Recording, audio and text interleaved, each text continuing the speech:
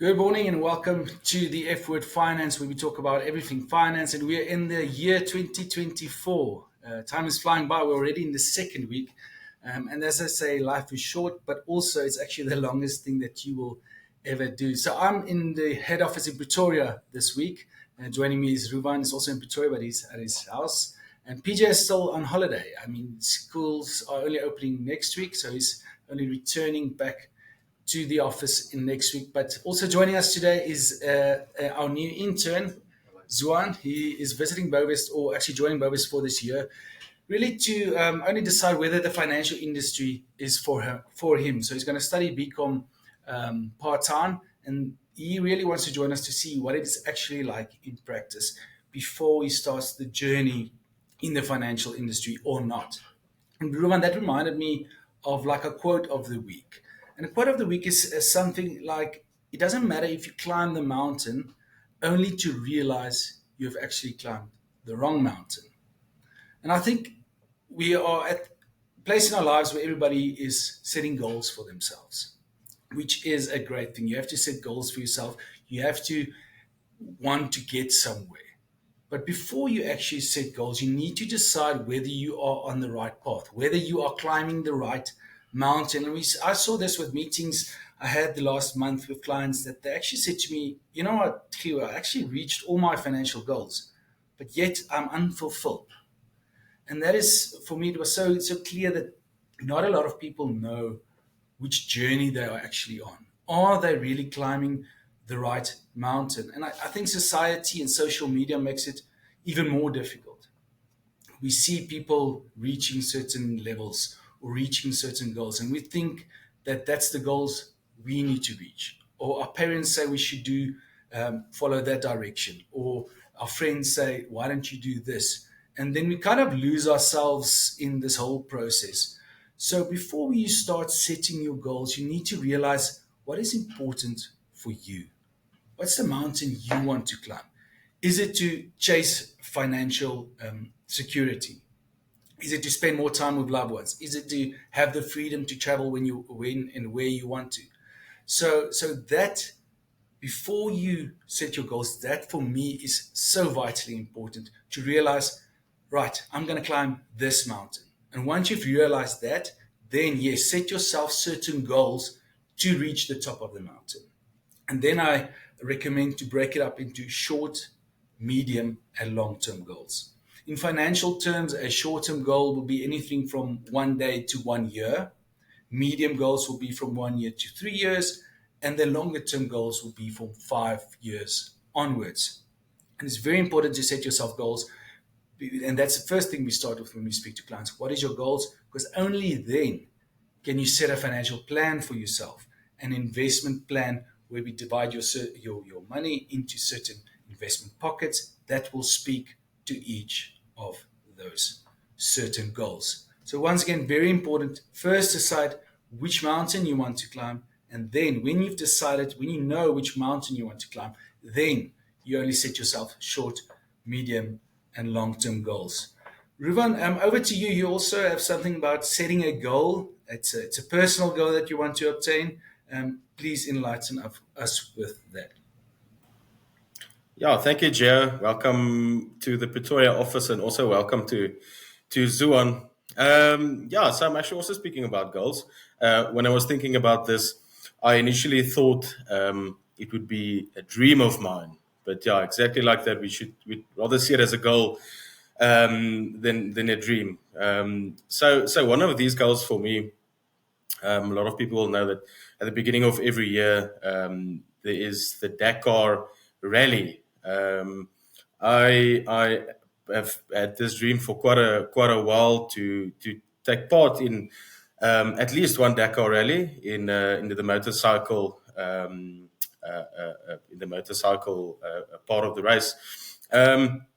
So I thought, okay, let me show you a quite basic but a practical way of saving for a goal. Of course, when you want to take part in the Dakar, there's quite a bit of money involved, and my example here would only be for or looking at the fees that you need to take part. This does not include the motorcycle and consumables and all of these types of things. So this would only be the money to take part in it. So I'm just going to share my screen with you. This is the basic example that I've made. Just give me 2 seconds. Okay, here it is. Geo, maybe just tell me if you can see it. Just confirm for me. Yes, I'm still quite a little bit shocked that you want to partake in the Dakar Rally. I think that's a lofty goal, and I love it. And I love the fact that you now actually did some research. Like you say, it's a dream now. All of a sudden, you made it a goal because you made it feasible, and now you actually starting to set plans into place to obtain the goals. But yes, I can see, so you can share with us. Absolutely, absolutely. Thank you. Yeah, so for the motorcycles, the entry fee is 18,000 euros. Now, this was the fees for this year, so for the 2024 race. So the entry fee was 18,000 euro for the motorcycles. As a rookie, you get 1,000 euros discount. That being then 17,000 euros. Now, if you take that to rand, I worked on 20 rand 40 to the euro. That's about 346,800 rand. Now, of course, this entry fee is the fee for this year, or was for this year. Now, I think that it does increase as the years goes by. So what I did was I used a basic calculator. I used the HP financial calculator. Now, before I say this, I know not a lot of people actually do have the financial calculators. So it might actually be a good time to discuss this with your financial advisor if you have these types of goals or saving for these types of things. They can help you in reaching those goals. So what I did was I took that 346,800 rand. I assumed that it would increase by 6% annually. So that future value of that 346,000 would be 621,000. Now, of course, you can go a little bit more into detail with the depreciation of the rand if you like to. This is just a basic, how can I say, example, just for you to understand how you do this. So after you get that 620,000 rand, now we need to know exactly what we need to put away per month in order to reach that goal. And like I said, let's work off a 10-year plan. Obviously, it's quite a bit of money, and like I said, this is only the entry fees, the motorcycle and consumables and flights and all of these things are not included in that amount. So after 10 years, 621. Now, to get that monthly contribution, we now have to work sort of backwards.